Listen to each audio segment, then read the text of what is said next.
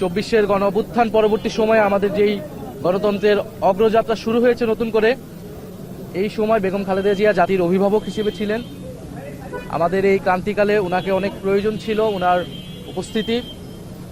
বেগম খালেদা জিয়া বাংলাদেশের ইতিহাসে, বাংলাদেশের গণতন্ত্রের সংগ্রামে, সার্বভৌমত্বের সংগ্রামে অবিস্মরণীয় হয়ে থাকবেন।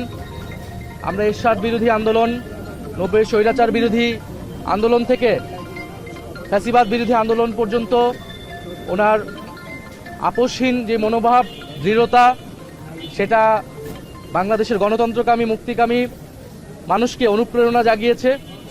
এবং আমরা বিশ্বাস করি বাংলাদেশের সার্বভৌমত্ব রক্ষার্থে, আধিপত্যবাদ মুক্ত করতে বাংলাদেশকে এবং গণতন্ত্র প্রতিষ্ঠার এই লড়াইয়ে, যেই লড়াইয়ে আমরা 24-এর প্রজন্ম আবারও শুরু করেছে, সেই লড়াইয়ে বেগম খালেদা জিয়া অনুপ্রেরণা হয়ে থাকবেন এই প্রজন্মের কাছে এবং ভবিষ্যৎ প্রজন্মের কাছে।